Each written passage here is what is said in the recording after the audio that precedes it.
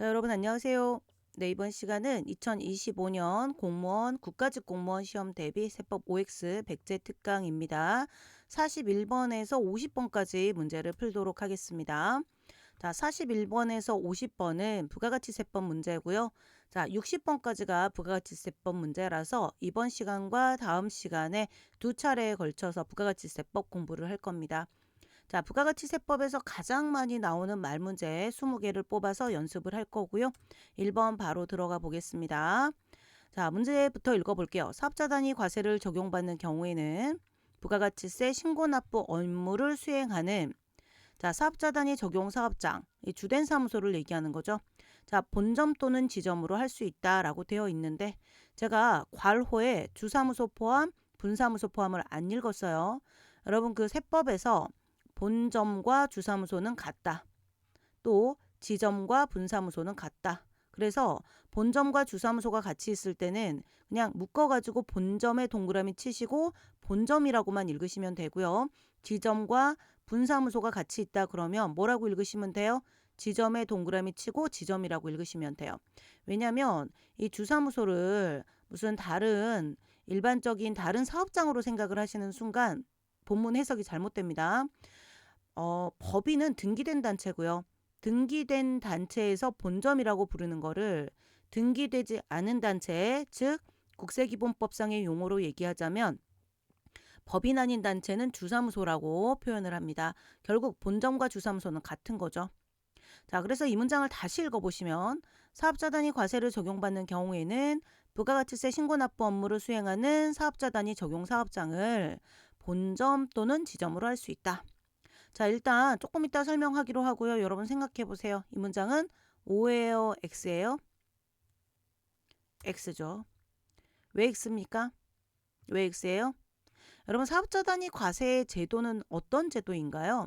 사업자 단위 과세는요. 일단 부가가치세 자체가 10% 단일 비례세율 제도를 적용하다 보니까 사업 장별 과세 제도를 채택하고 있고 예를 들어서 본점이 하나, 지점이 두 개가 있다 그러면 사업장이 세 개고 하나의 회사임에도 불구하고 원칙대로 하자면 부가가치세법상 사업자 등록번호가 세 개인 거예요. 본점 따로, 지점 각각 따로. 그래서 원래는 하나의 회사이지만 법인세는 하나로 신고를 하지만 사실은 사업장은 따로따로 있기 때문에 각각의 사업장별로 부가가치세 신고납부를 하는 사업장별 과세 원칙이 원칙이다. 그런데 사업자 단위 과세는 여기 사업자가 뭐죠?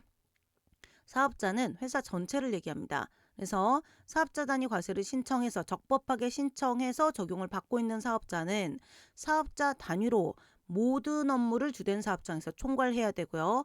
그때에는 모든 업무 총괄이기 때문에 지점은 안 됩니다. 그래서 제일 중요한 거 사업자 단위 과세에서는요.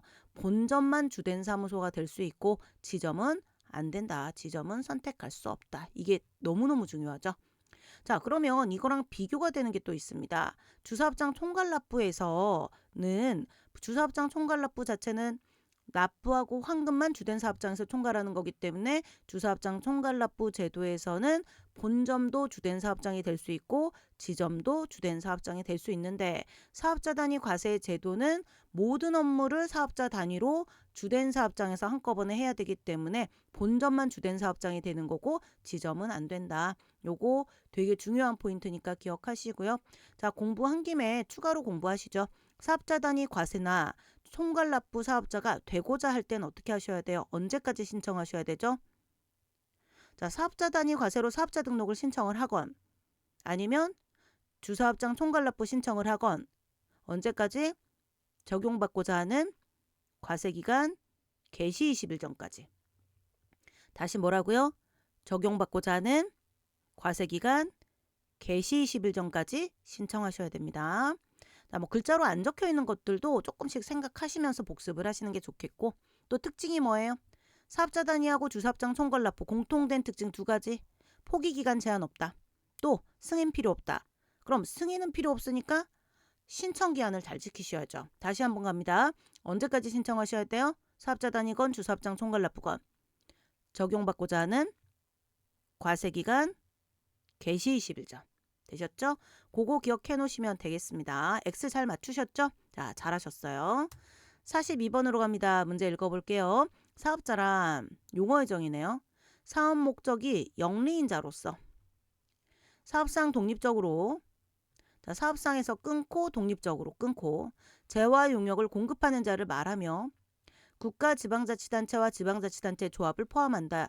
자, 문장에서 세법에 어떤 지문이든지 간에 국가 지방자치단체 지방자치단체 조합이 나오잖아요. 그럼 국가 지방자치단체 지방자치단체 조합을 한화로 괄호를 묶으시고 국가라고 읽으시면 돼요. 문장이 너무 길면 읽을 때 해석에 조금 오류가 생길 수가 있으니까 국가 지방자치단체 지방자치단체 조합은 괄호로 하나로 묶어서 뭐라고 읽는다? 국가라고 읽는다. 자, 다시 정확하게 읽어보겠습니다. 사업자란 사업 목적이 영리인자로서 사업상 독립적으로 재화 또는 용역을 공급하는 자를 말하며 국가를 포함한다. 이렇게 읽으시면 되는데, 자, OX 한번 일단 하시고 설명할게요. 자, 생각해 보세요. 이 문장은 맞았나요? 틀렸나요? 틀렸죠? 왜 틀렸습니까? 틀린 지문입니다. 자, 부가가치세법은요. 담세자가 세금을 부담하는 자가 담세자죠. 담세자인 최종 소비자로부터 세금을 거래징수하여 걷어서 내는 세금입니다. 직접 세다, 간접 세다? 부가가치세는 간접세다. 걷어서 내는 세금이기 때문에 그래서 국가 지방자치단체 지방자치단체 조합은 포함이 돼요. 그런데 사업 목적이 심지어 앞뒤가 안 맞잖아요. 사업 목적이 영리인자로서 아니죠. 사업 목적이 영리이든 비영리이든 부가가치세 과세제화 용역을 계속 반복적으로 공급한다면 소비자로부터 소비자가 부담하는 세금인 부가가치세를 걷어서 낼 의무가 있는 겁니다. 그래서 다른 부분은 다 맞는데 영리 목적이 있든지 없든지 관계없이 사업자이다. 다른 조건을 충족한다면 그래서 올바른 지문 한번 읽어볼게요. 사업자란 이 말이 들어가야죠. 사업 목적이 영리이든 비영리이든 관계없이 자, 사업상 독립적으로 재화 용역을 공급하는 자를 말하며 국가 지방자치단체와 지방자치단체 조합을 포함한다. 괄호로 국가 지방자치단체 지방자치단체 조합을 괄호로 묶으시면 돼요. 그리고 뭐라고 읽으라고요? 국가라고 읽으세요. 자, 이 문장에서 여러분이 보실 게 있습니다. 자, 사업자란 사업 목적이 영리든 비영리든 관계없다. 즉 비영리 단체라고 하더라도 심지어 국가라고 하더라도 부가가치세 다른 조건이 충족된다면 부가가치세 납세무가 있다. 이거 되게 중요하고 시험에 엄청 많이 나왔죠. 자, 그리고 여기 여러분 사업상이라는 말이 뭐죠? 사업상이라는 말이 계속 반복적이라는 뜻입니다. 일시적으로 어쩌다 한번 당근 마켓인가요? 아무튼 거기서 어쩌다 한번 중고 물품 같은 거 파는 거는 사업상이 아니에요. 사업상이라고 하는 거는 물론 이제 당근마켓이나 무슨 뭐 중고 카페 이런 데서도 계속해서 물건을 사고 파는 사람들이 있을 수 있어요. 그러니까 약간 상업적으로 하시는 분들도 있는데 일단 진짜 소비자다. 그래서 아기가 진짜 어렸을 때 입었던 옷 한 벌을 그냥 한 번 어쩌다 한 번 팔았다. 옷가게 사장님이라고 안 하잖아요. 그래서 사업상이란 말 자체가 뭐냐면 계속 반복적이라는 뜻이에요. 그 말 자체가 사업상 계속 반복적으로 또 독립적이 아닌 게 누구예요? 고용된 자, 직원들. 그래서 독립적이라는 건 사장님이라는 뜻입니다. 재화 용역을 공급하는 자이다. 이 재화 용역은 여러분 부가가치세법 안에서 말하는 재화 용역은 부가가치세 과세제화, 부가가치세 과세 용역을 의미한다. 요거를 기억을 하고 계셔야 됩니다. 자, 그래서 부가가치세법상 용어의 정의에서 제일 중요한 것 중에 하나가 사업자의 범위고요. 부가가치세법상의 사업자는 사실 좁은 의미로는 과세사업자를 의미합니다. 그 과세사업자에는 면세도 계속 팔고 과세도 계속 파는 겸용사업자도 포함이 되는데 그런 것들 다 그냥 참고하셔가지고 여러분께서 알고 계시는 내용을 정리하시되 사업 목적이 비영리라고 하더라도 영리는 뭐 당연한 거고요. 비영리라고 하더라도 계속 반복적으로 재화 용역을 공급하면 부가가치세 납세 의무자이므로 사업자 등록하고 뭐 신고 납부 절차를 이행하셔야 된다. 그거를 기억을 해놓으시면 되겠습니다. 자, 이것도 기출문제 우리 스피드체크 단원별 기출문제집을 풀어보시면 우리가 이제 한번 나왔던 문제들을 다 빠뜨리지 않고 제가 뭐 괜히 뭐 중복이라고 해서 문제 삭제하거나 이러지 않아서 출제 빈도도 알 수 있는 책이잖아요. 이 지문 엄청 많이 나온 거 아실 거예요. 자, 다시 한번 정리하고 넘어가시고요. 42번 가뿐하게 X 잘 찾아내셨을 거라고 생각합니다. 자, 43번 갈까요? 무인자동 판매기를 통하여 뭐예요? 자판기. 재화 용역을 공급하는 사업은 사업자의 주소지를 사업장으로 하고 해당 사업자가 무인 판매기에서 현금을 꺼내는 때를 공급 시기로 한다. 자, O예요, X예요? X. 틀렸습니다. 어디가 틀렸을까요? 생각해 보세요. 무인자동 판매기, 자판기. 자, 무인자동 판매기를 통하여 재화 용역을 공급하는 사업은까지가 주어고요. 일단 사업장이 어디냐? 어디죠? 업무 총괄 장소. 갑자기 주소지가 나오면 안 되죠. 이거는 거의 단답형으로 외우고 계셔야 됩니다. 무인자동 판매기는 사업장이 어디다? 납세지가 어디다? 업무 총괄 장소다. 자, 요거가 틀렸고요. 자, 그 다음에 공급 시기는 언제일까? 한 군데 틀렸나 두 군데 틀렸나 틀린 거 다 찾으셔야죠. 무인자동 판매기는요. 자, 자판기를 통해서 공급한 시점이 아니고 언제입니까? 우리가 사업자가 현금을 꺼내는 시점입니다. 요거는 맞아요. 그래서 두 개 다 외우셔야 돼요. 자, 무인자동 판매기 옳은 질문 한번 보겠습니다. 무인자동 판매기를 통하여 재화 용역을 공급하는 사업은 자, 사업장이 어디다? 업무 총괄 장소이다. 사업장은 업무 총괄 장소이고요. 그 다음에 공급 시기는 언제입니까? 현금을 꺼내는 때. 이게 옛날 말로는 뭐 현금을 인취하는 때 이런 말을 썼었는데 뭐 요새는 그렇게 어려운 말은 법조문에서 잘 안 쓰고요. 자, 자판기에서 현금을 꺼내는 때가 공급 시기이다. 근데 갑자기 여기서 선생님, 그럼 꺼내는 때를 국가가 어떻게 알아요? 요거는 되게 실무적인 질문인 거예요. 그거는 입직하시고 나서, 합격하시고 나서 고민하셔도 충분합니다. 지금은 그냥 시험 문제를 맞추기 위한 정도의 그 말문제, 단어, 키워드 그런 것들 위주로 공부를 하시면 돼요. 여기서 갑자기 그럼 현금을 꺼내는 때를 어떻게 해야 되지? 그럼 현금을 꺼내는 때를 확인할 수 있는 방법 이러고 생각이 꼬리를 물기 시작하면 시험 못 봐요. 자, 여기서는 필요로 하는 건 뭐다? 키워드. 시험 문제 OX를 찾는 키워드. 자, 무인자동 판매기는 자, 어디가 틀렸어요? 주소지라는 말이 나오면 안 되고 업무를 총괄하는 장소가 사업장이다. 그리고 공급 시기는 현금을 꺼내는 때이다. 기억해 놓으시고요. 하나 부연 설명을 추가로 해드리자면 원래 뭐 제조업의 경우에는 최종 제품을 완성하는 장소라든가 뭐 이런 것들 사업장에 뭐 부동산 임대업은 부동산의 등기부상 소재지 이렇게 법에 정해진 납세지 사업장의 개념이 있음에도 불구하고 사업자가 신청을 한다면 그 이외의 장소도 원래는 추가로 사업자 등록이 가능해요. 사업장으로 등록이 가능한데 무인자동 판매기는 신청에 의해서 다른 장소를 사업장으로 하는 게 불가능합니다. 그래서 그것도 좀 심화학습으로 기억을 해 놓으셔야 되겠습니다. 자, 자판기도 뭐 납세지 또는 사업장 그 다음에 공급 시기 잘 나오는 질문이니까 열심히 기억해 놓으시기 바랍니다. 자, 신탁재산이죠. 신탁재산과 관련된 재화 용역을 공급하는 때에는 자, 만약에 신탁재산이 상업용 부동산이다. 그리고 그거를 이제 임대해서 월세가 들어온다. 그럼 그 월세에 대한 부가가치세를 얘기하는 거예요. 자, 위탁자가 부가가치세를 납부할 의무가 있다. 자, 맞아요, 틀려? 일단 정답부터 찾아볼까요? 신탁재산과 관련된 재화 용역을 공급하는 때에는 위탁자가 부가가치세를 납부할 의무가 있다. O예요, X예요? X죠. 왜 X입니까? 왜? 여러분 부가가치세는 기억하세요. 직접세다, 간접세다? 간접세다. 간접세라는 거는 자, 사실은 담세자가 누구예요? 최종 소비자. 최종 소비자로부터 공급받는 자로부터 걷어서 내는 거죠. 걷어서 내는 거니까 이건 사실 진실되게 내가 내 세금을 내는 직접세하고는 달라요. 그래서 이건 사실 누가 내든 성실하게 내기만 하면 되거든요. 그래서 이 신탁재산의 진짜 주인이 세금 신고를 하느냐 아니면 관리자인 우리 신탁회사가 수탁자가 하느냐 상관없습니다. 국가 입장에서는 관리하기 더 편한 게 뭐다? 수탁자이다. 그래서 자, 정답 보시면 신탁재산과 관련되는 재화 용역을 공급할 때에는 원칙은 누가 납세물을 지냐면 수탁자가 납세물을 지는데 중요한 거는 위탁자 한 명이 A 건 뭐 상업용 건축물이라고 치고요.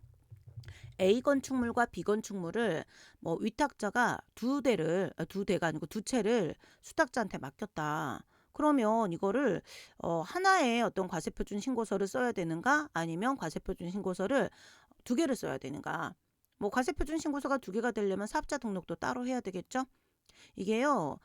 부가가치세 자체의 특징을 생각하면 사업 장별 과세란 말이에요. 사업 장별 과세이기 때문에 신탁, 재산별로 각각 납세물을 진다. 이게 마치 법인세법상 법인과세 신탁과 유사한 그런 특징이 있는 거죠. 그래서 부가가치세법은 원칙은 신탁재산에서 생기는 신탁재산 자체의 부가가치세 문제는 누구한테 납세무가 있다? 수탁자에게 납세무가 있다. 그런데 자, 만약에 신탁재산과 관련된 재화 용역을 위탁자 명의로 공급을 하고 이게 사실상 위탁자 명의로 공급이 됐을 때는 어떻게 한다? 그때는 위탁자가 납세물을 진다. 요거가 예외사항이 되겠습니다. 그래서 원칙은 부가가치세법상 신탁재산과 관련된 부가가치세는 원칙적인 납세무자는 수탁자이다. 그런데 예외적으로 뭐 이건 어렵지 않죠. 위탁자 명의로 공급이 됐다는 얘기는 공급자의 위탁자 사업자 등록번호가 적혀 있다는 거니까 위탁자가 납세물을 지는 거예요. 되셨죠? 자, 이것도 잘 기억해 놓으시기 바랍니다. 신탁재산 관련해서는요, 우리 이제 수업할 때 제가 항상 법인세법상 신탁재산에 대한 납세 의무, 소득세법상 납세 의무, 부가가치세법상 납세 의무. 근데 부가가치세가 제일 정교하게 좀 정리하기가 좋아요. 부가가치세는 이렇게 수탁자가 납세 의무를 지는 게 원칙이고 신탁자산 자체를 위탁자 명의로 공급하면 위탁자가 납세 의무를 지는데 만약에 수탁자가 납세 의무를 질 때는 수익자가 누구요? 자, 수익자가 어떤 납세 의무를 진다? 질 수 있다. 요건을 충족하면 뭐 이제 뭐 신탁 수탁자에 대해서 강제 징수해도 징수할 금액이 부족하다라는 말이 들어가면 제2차 납세무 그냥 말로 줄여서 쓸게요. 자, 제2차 납세무를 지게 된다. 요거 하시고 위탁자가 납세무를 지는 신탁 재산에 있어서는 누가 이때는 수탁자가 만약에 위탁자가 그 관련된 부가가치세를 체납했을 때는 위탁자에게 어떤 납세물을 진다? 얘는 물건을 수탁자가 들고 있으니까 물적 납세물을 진다. 물적 납세물을 진다. 요렇게 가는 거예요. 되셨죠? 자, 그래서 일단 뭐 제2차 납세무라든가 제2차 납세무 또는 물적 납세무 관련된 내용도 같이 정리를 해 놓으시면 좋을 건데 뭐 제2차 납세무, 물적 납세무는 약간 이제 추가적인 사항이고요. 원칙적인 것부터 먼저 하셔야 됩니다. 신탁재산에 대해서 부가가치세는 수탁자 원칙, 예외적으로 위탁자로 납세무자가 넘어갈 수도 있다. 조건은 위탁자 명의로 공급하거나 위탁자가 통제하는 경우이다. 이렇게 읽으시면 되겠습니다. 자, 44번도 잘 나오는 지문이긴 한데 이거는 이제 법인소득 부가가치세를 묶어서 같이 여러 개의 세법을 통합해 갖고 문제 낼 때 신탁재산은 시험 문제의 출제 가능성이 굉장히 높다. 알고 계시고요. 자, 45번 읽어볼게요. 제조업. 자, 제조업은 최종 제품을 완성하는 장소를 사업장으로 한다. 납세제 관련된 내용이죠. 다만 따로 자 제품의 포장만 하거나 또는 용기에 충전, 이게 이제 뭐 그릇 같은 거 또는 뭐 화장품 용기 이런 거 얘기하는 거죠. 충전은 용기에 채워 넣는 거, 용기에 충전만 하는 장소, 그 다음에 개별 소비세법에 따른 저유소는 제외한다. 됐죠? 자, 제조업의 사업장은요, 최종 제품을 완성하는 장소가 맞습니다. 다만 포장만 하는 장소는 사업장으로 안 보고요. 제외한다. 그 다음 용기에 충전만 하는 장소는 별도 사업장으로 보지 않습니다. 또 저유소도 우리 별도의 사업장으로 보지 않아요. 별도의 사업장으로 만약에 별도의 사업장으로 보면 사업자 등록 신청하셔야 되고 부가가치세 신고 납부도 해야 되고 세금 계산서도 그 사업자 등록번호별로 각각 따로따로 발급하고 수령해야 돼요. 그런데 제외한다가 뭐죠? 별도의 사업장으로 안 본다니까 아무리 제조업이라고 하더라도 포장만 하는 장소 또는 충전만 하는 장소, 저유소는 사업자 등록 안 한다. 그래서 신고 납부의 단위가 되지 아니한다. 그게 중요한 거고요. 여기까지는 잘 나가다가 뒤에 시험 문제에서 우리가 사지선 따라서 문장을 많이 못 내다 보니 뭐 두세 개를 섞어갖고 문장 하나를 만드는 경우도 있어요. 실제 이렇게. 그래서 문장을 잘 끊어가면서 앞뒤 OX를 따로따로 판단하셔가지고 다 맞아야 앞에 문장도 오고 뒤에 문장도 오여야 그래야 실제로 오가 되는 겁니다. 자, 또한 부동산 매매업. 여러분 부동산 매매업의 사업장은 원칙적으로 법인이다 그러면 뭘로 가야 돼요? 법인의 등기부상 소재지고 개인의 부동산 매매업은 업무 총괄 장소. 근데 부동산의 등기부상 소재지는 부동산 매매업이 아니고 뭐죠? 부동산 임대업이죠. 아, 답을 말해버렸다. OX 물어봐야 되는데. 에이, 답은 X입니다.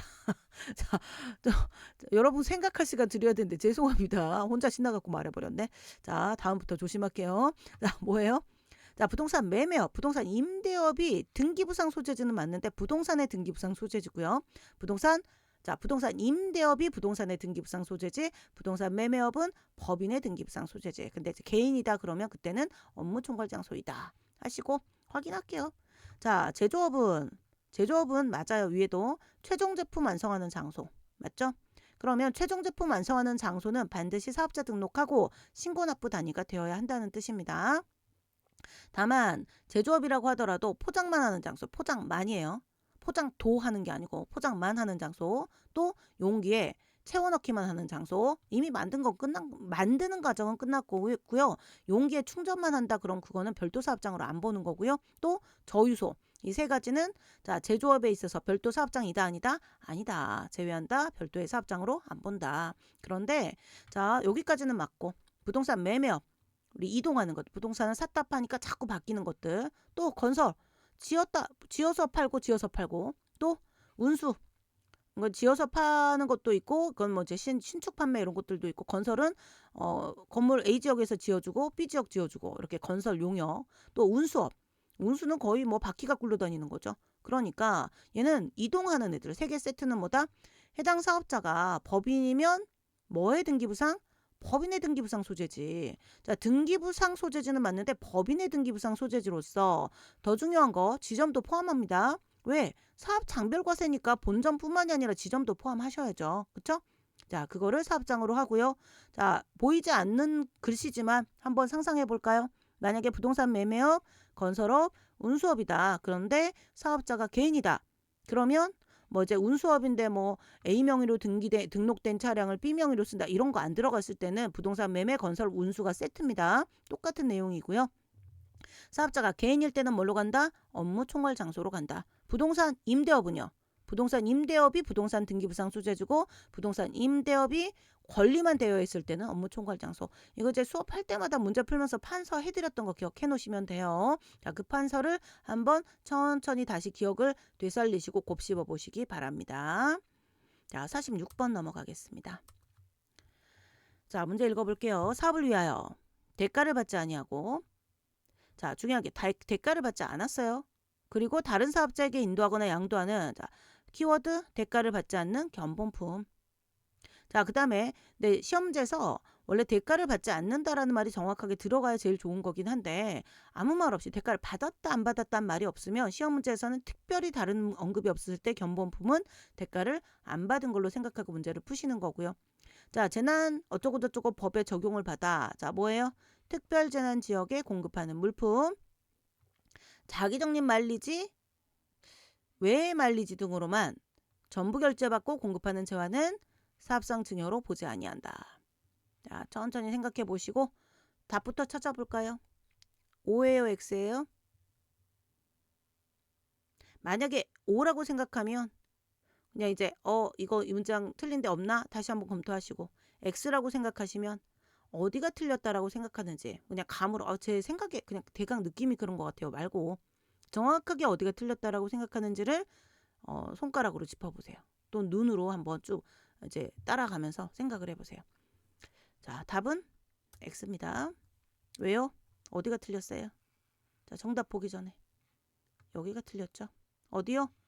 자기적립 만리지로만 전부 결제. 자, 답 보시면 자, 사업을 위하여 자, 대가를 받지 아니하고 다른 사업자에게 인도하거나 양도하는 견본품. 그래서 뭐요?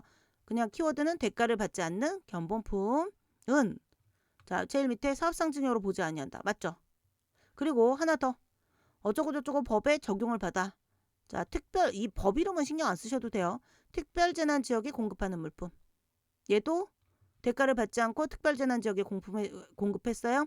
그것도 사업상 증여로 안 보죠. 자, 그리고 자기적립 만리지로 자기적립 마일리지 등은 그냥 사실 마일리지가 포인트도 있고 뭐 쿠폰 도장도 있고 뭐 여러 가지가 있으니까 등인 거지. 이게 외의 마일리지가 포함되는 건 아니에요. 자, 이게 포인트 제도, 쿠폰 제도 이런 거고요. 자기적립 마일리지로만 전부 결제. 여러분 자기적립 마일리지는요. 자기적립 마일리지 외의 마일리지 말고 자기적립 마일리지는 뭡니까? 매출 애누리입니다. 그럼 매출 애누리가 전부 100% 공급가액이 매출 애누리다. 그럼 과세 표준이 없는 거잖아요. 그래서 사업상 증여로 보지 않는 거고 자기적립 마일리지 외의 마일리지다. 그러면 보전받았거나 보전받을 금액을 과세 표준에 가산하셔야 돼요. 왜냐하면 자기적립 마일리지 외의 마일리지가 뭐 하는 거다? 자기적립 마일리지 외의 마일리지가 보전받을 걸 전제로 하는 거를 자기적립 마일리지 외의 마일리지의 용어 정의 자체가 다른 사업자로부터 보전받는 게 자기적립 마일리지 외의 마일리지예요. 그렇기 때문에 이거는 뭔가 보전을 받는 금액이 과세 표준에 들어가야 되고요. 사실 뭔가 돈이 들어오는 상황이기 때문에 이거는 사업상 증여로 보지 아니한다에 걸리지 않습니다. 사업상 증여로 보지 않는다는 건 뭐냐면 자기적립 마일리지로만 전부 결제했을 때 사업상 증여로 안 보는 거예요. 자, 이거 되게 중요한 내용이고요. 자기적립 마일리지 외의 마일리지로 결제됐다. 외다. 그러면 자, 마일리지 외의 수단 으로 결제된 게 있다면 그거 더 하시고요. 뭐 카드 결제, 현금 결제, 실결제 수단. 그다음에 보전 받았거나 보전 받을 금액. 이제 보전을 어떤 이제 그런 포인트나 쿠폰을 이걸 한 달에 한 번씩 보전 제3의 기관이 적립해 줄 수도 있고요. 6개월에 한 번 또는 1년에 한 번 좀 텀이 길긴 한데 그럴 수도 있잖아요. 그래서 보전 받았거나 보전 받을 금액 아직 안 받았어도 받기로 계약이 된 금액을 합계를 과세를 해서 결국 과세 표준이 늘어나게 되는데 증가하게 되는데 사업상 증여로 보지 아니한다는 건 과세 표준이 없다는 뜻이거든요. 그래서 자기적립 마일리지 등으로만 자기적립 그러니까 등은 그냥 빼고 읽으셔도 되니까 자기적립 마일리지로만 전부 결제했다. 요렇게 읽으시면 됩니다. 되셨죠? 요거는 이론적인 내용을 평상시 저랑 수업하면서 좀 수업을 들은 내용을 기억을 하셔야 돼요. 자, 충분히 이해하고 문장을 읽으셔야 그냥 무턱대고 글자만 외우는 게 아니에요. 특히 저 그냥 앞대가리 따서 외우세요. 이런 거 진짜 싫어하거든요. 앞글자 따서 외우는 거 몇 개 있어요. 뭐 실신근조, 뭐 국세부가이원칙 실신근조, 또 이배사 근연기 퇴양. 그건 근데 외우려고 하는 게 아니고 하다 보면 그냥 외워지죠.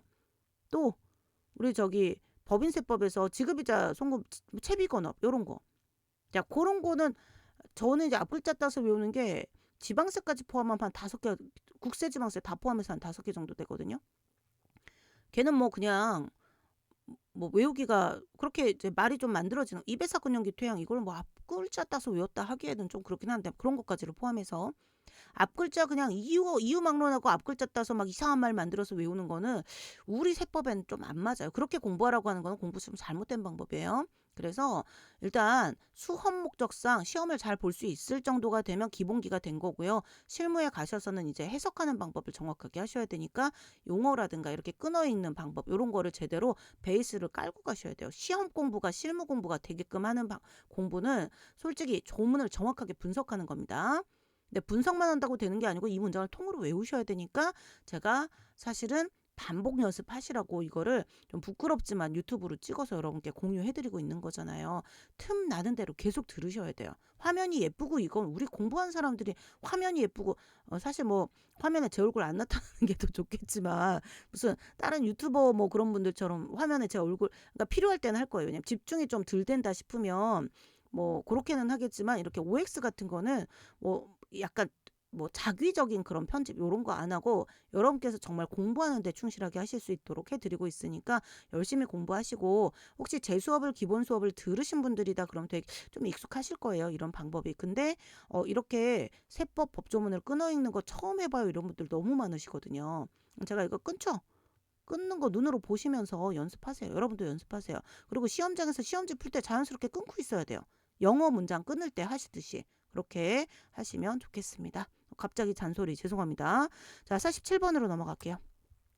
자, 직매장 반출은 뭐죠? 다른 말로 판매 목적 타사업장 반출은 당초 매입색이 공제된 경우에 하나요 공급으로 본다. 자, 답 찾아볼게요. O예요, X예요? 이건 답이 바로 나와야죠. X입니다. 자, 우리 간주 공급 중에서는요. 간주 공급은 당초 매입세액이 공제된 경우에 하나여가 맞지만 유일하게 한 가지 뭐요? 직매장 반출은 당초 매입세액 공제가 되었건 안 되었건 상관없이 직매장 반출은 공급으로 보는 겁니다. 되셨죠? 자, 올바른 질문 읽겠습니다. 직매장 반출은 당초 매입세액 공제 여부에 관계없이 재화의 공급으로 봅니다. 만 직매장 반출 이외에 뭐 폐업시 잔존재화라든가 사업상 증여라든가 등등의 간주 공급, 직매장 반출이 아닌 간주 공급은 당초 매입세액이 공제된 경우에 한하여 공급으로 보는 거고요. 만약에 당초 매입세액이 공제가 안 됐다면 직매장 반출을 제외한 나머지 것들은 공급이 아니다. 요거 기억해 놓으시고요. 자, 매입세액 공제. 그럼 당초 매입세액이 공제된 게 딱 세 가지입니다. 어떤 거죠? 본인이 공제받은 거. 납세자 스스로 공제받은 거 뿐만이 아니라 여기 사업에 포괄 양도 양수가 있었고요. 저는 양수인입니다. 포괄 양수를 했는데 나는 양수인인데 양도인이 공제를 받았다. 그러면 이것도 포괄적으로 권리 의무를 승계받은 거기 때문에 그 당초 매입세 공제됐다라는 사실이 승계가 된 거예요. 됐죠? 그래서 그 경우도 당초 매입세 공제된 걸로 봐서 간주 공급으로 보는 거고요. 그 다음 내국 신용장이나 구매 확인서에 의해서 공급을 했어요. 그래서 영세율이 적용이 됐어요. 그러면 부가가치세를 부담을 안 했으니까 공제받은 매입세액을 납부했다가 돌려받는 거랑 동일한 효과죠. 그래서 내국 신용장 구매 확인서에 의해서 국내 거래이지만 영세율 적용 대상이 되는 거래를 했다라고 하면 그것도 당초 매입세 공제 여부로 공제를 한 것으로 판단을 해서 그랬을 때 혹시 내국 신용장 구매 확인서에 의해서 공급받음으로써 영세율 적용이 된 거를 개인적 공급을 했다든가 사업상 증여를 하게 되면 간주 공급 규정을 적용한다라는 겁니다. 이게 2017년에 정비가 된 내용인데 그 당초 매입세액이 공제됐다라는 거에 우리 사업의 포괄 양수인의 경우에 양도인이 공제받은 것도 당초 매입세액 공제 여부로 보니까 간주 공급으로 보고 우리 내국 신용장 구매 확인서에 의한 것도 당초 매입세 공제된 걸로 보니까 개인적 공급 등을 했을 때 공급으로 본다. 부가가치세 과세 표준을 증가시킨다. 이 밑에 거가 2017년에 내용이 추가가 된 건데 아직 시험에 안 나왔어요. 여기 좀 신경 써서 보셔야 됩니다.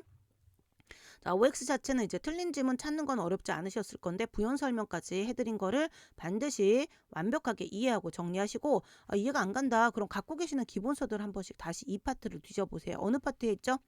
어느 파트? 우리 2장 파트에 재화의 공급, 용역의 공급 파트에 있죠.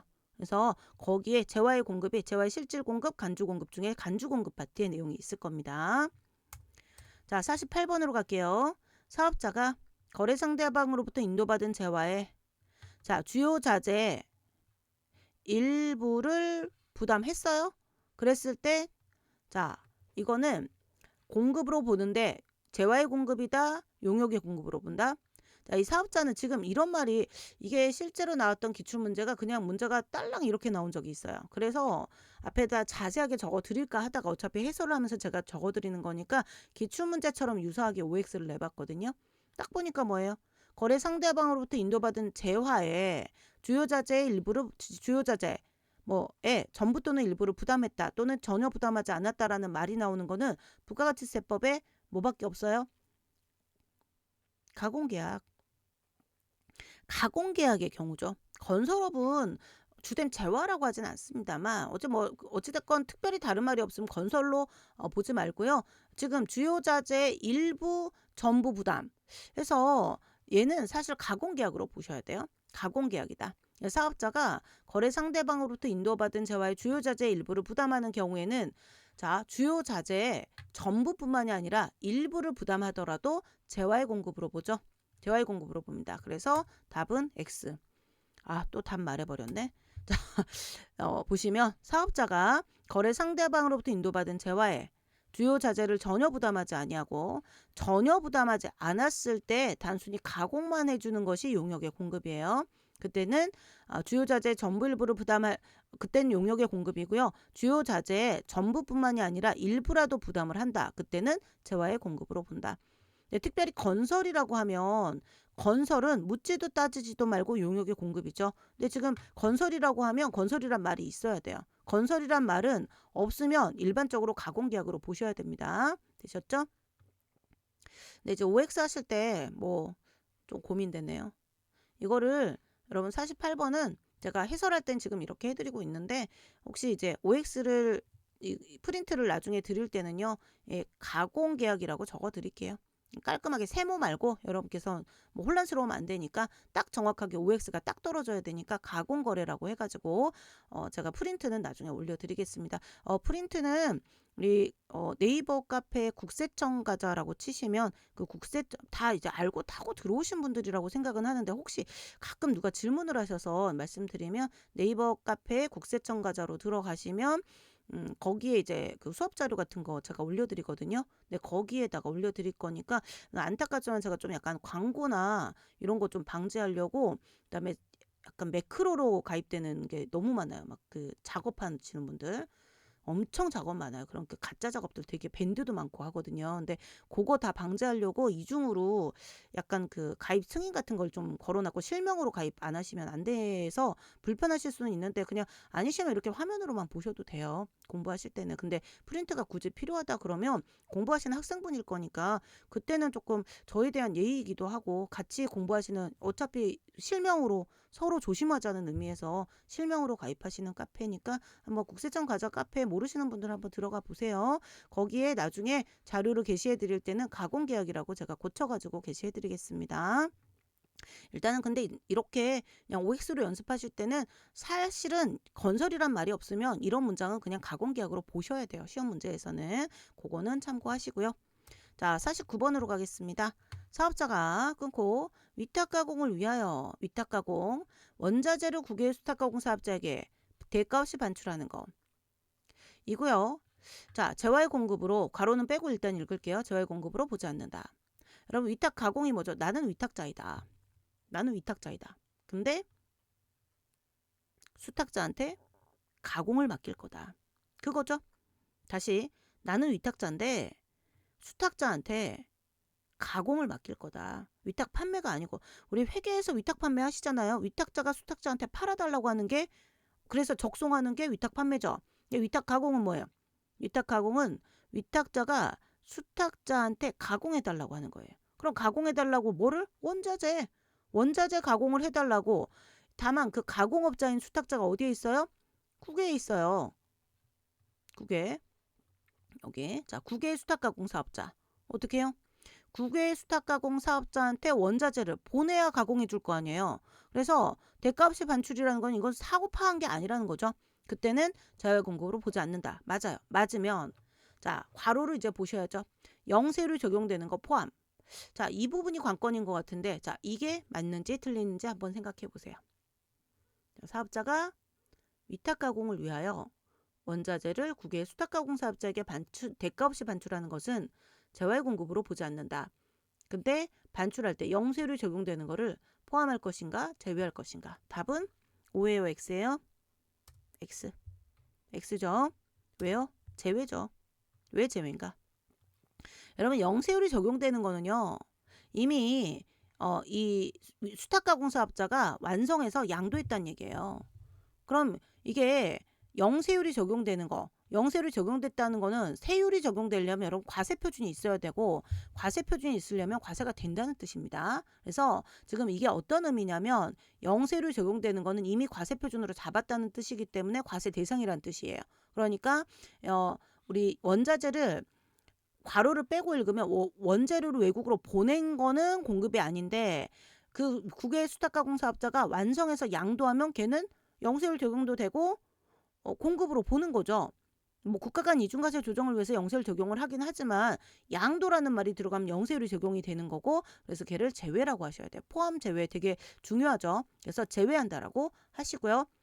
자, 괄호가 만약에 맞다 그러면 원칙적으로는 위탁 가공을 위해서 원자재를 국외 수탁 가공 사업자에게 대가없이 반출할 때는 공급으로 안 보고 근데 대가없이 반출했는데 원자재를 국외 수탁 가공 사업자에게 반출하여 양도라는 말이 들어가면 양도한다는 말이 들어가면 공급으로 본다 하셔야 됩니다. 근데 지금 양도라는 말이 없이 반출만 했으니까 이건 그냥 수탁 가공 사업자한테 마치 위탁 판매면 적송한 거나 마찬가지예요. 실제 판매는 일어나지 않은 상태이므로 아직 공급이 아니다. 되셨죠? 그래서 49번도 틀린 지문이었고요.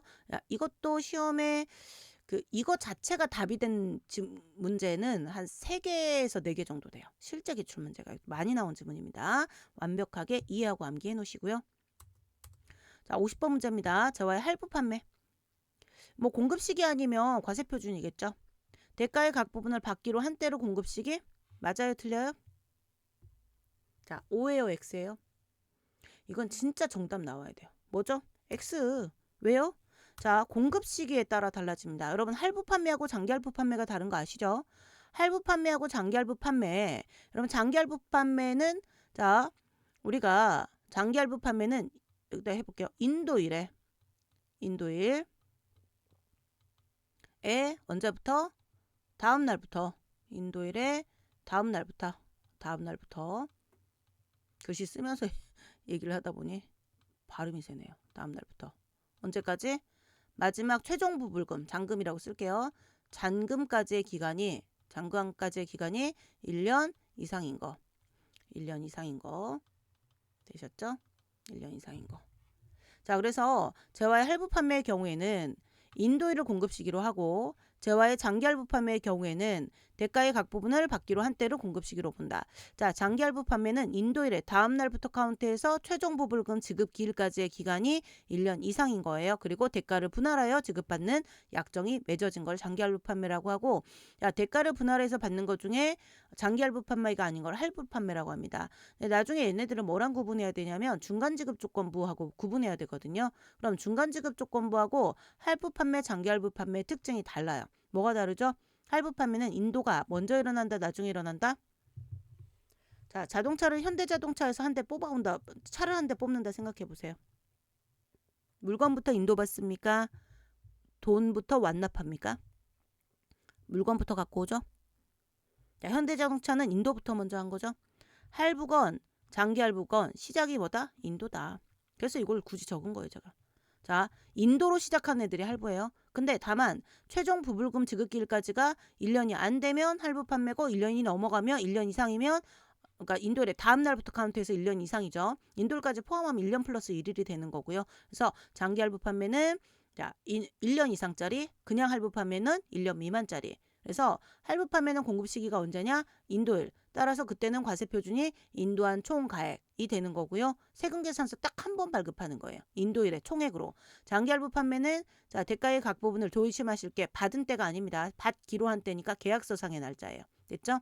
받은 때라고 하면 틀려요. 받은 때가 아니고 받기로 한 때로 공급 시기로 하고, 과세 표준은 각 과세 기간별로 받기로 한 대금을 우리가 우리 장기 할부 판매 과세 표준으로 하도록 하고 있습니다. 되셨죠? 공급 시기가 인도일이면 인도한 총가액이 과세 표준이고요. 그 시점에 자, 공급 시기가 받기로 한 때면 받기로 한 대가, 그 과세 기간에 받기로 한 대가가 과세 표준이 된다. 요렇게 기억을 하시면 되고, 자, 장기 할부 판매의 경우에 좀 특징이 또 특이한 게 또 하나가 있는데, 받은 때가 아니고 받기로 한 때인데, 혹시 장기 할부 판매나 전력 기타 공급 단위를 구획할 수 없는 계속적 공급의 경우에는 공급 시기 전에 세금 계산서를 발급하면, 즉 선발급하면 그 선발급한 날짜 그대로 인정한다. 다른 말로 발급한 때를 공급 시기로 한다라는 말이 들어간다라는 거. 그래서 장기 할부 판매하고 우리 계속적 공급은요. 혹시 장기 할부 판매는 대가의 각 부분을 받기로 한 때가 만약에 매월 말이라고 하면 매월 말이 되기 전에 세금 계산서를 발급하면 언제를 발급한 때를 공급 시기로 한다라는 선발급도 같이 적용되는 경우이다. 그래서 밑에 거 정리해서 한번 읽어 놓으시고요. 이왕에 만약에 복습을 하실 거라면 장기 할부가 뭐라고요? 여러분 교재에 아마 적혀 있을 거예요. 인도일에, 그리고 우리 필기노트에도 적혀 있죠. 필기노트는 일단 뭐 제가 한동안 하도 이제 종이로 인쇄된 게 나오기 전에는 레피드라는 사이트에서 전자로 팔았는데, 이게 이제 종이책이 나오고 나면 팔지는 않을 거예요. 종이로 이제 판매가 될 건데, 뭐 부득이하게 이게 이제 약간 자꾸 책에 대해서 뭐라고 해야 되지? 이거를 책을 베껴가는 그런 경우들이 좀 있고요. 그래서 종이책이 나오면 필기노트는 저한테 되게, 제가 거의 15년 가까이 손으로 쓰면서 만든 교재이기 때문에 지금은 이제 뭐 인쇄물로 나오긴 하지만 이건 진짜 어디 가서도 제 저작권이 이게 인정이 될 거예요. 그래서 요거 같은 경우는 좀 일단은 뭐 PDF 자료로 나중에 혹시 안 판다 그러면 종전에 가지고 계셨던 그 종이로 된 프린트들 그거 참고하셔가지고 그런 필기노트에 있는 장기 할부 판매 관련된 내용들을 제가 손으로 썼다라는 전제하에 그거를 베껴서 적으시면서 제가 판서해드린 중간 지급 조건부라든가 장기 할부 조건이라든가 이런 것들의 조건을 정확하게 기억을 해 놓으셔야 돼요. 자, 말로 한번 하겠습니다. 장기할부 판매 조건이 뭐다? 인도일에 다음 날부터 언제까지? 최종 부불금 지급기일까지의 기간이 1년 이상인 것으로서 대가를 분할하는 것. 그래서 혹시 인도일 전에 받기로 한 대가는 인도일을 공급시기로 해야 된다라는 특례도 들어가는 거고요. 중간지급조건부 말로 그냥 하겠습니다. 필기노트 있으신 분들은 나중에 복습하실 때 참고하시고, 그거 없으시면 뭐 굳이 구매하라는 얘기가 아니고 각각 가지고 계시는 기본서 또는 제가 판서해드린 거, 혹시 필기노트 갖고 계시면 필기노트로 이 내용을 꼭 반드시 적어보시라는 거예요. 중간지급조건부는 어떻게 해요? 계약금부터 시작하죠. 계약금 지급일에 다음 날 들어가야 되고요. 마지막 끝나는 게 인도일이 돼야 됩니다. 그래서 계약금 지급일에 다음 날부터 인도일까지의 기간이 몇 개월? 6개월 이상인 것으로서, 자, 이땐 대가 분할이 아니고요. 계약금 외의 대가를 분할한다. 자, 듣고 옛날에 그런 거 있었지 하고 생각나면 된 거예요. 지금은 잘 모르겠어요, 선생님. 이러신 분들은 그냥 여기 있는 내용 50번 지문만 정확하게 기억하셔도 충분하세요. 자, 41번에서 50번까지는 부가가치세 문제였고요. 51번부터 60번까지도 부가가치세 문제입니다. 열심히 복습하시고요. 다음 시간에 51번 문제 풀도록 하겠습니다. 수고하셨습니다.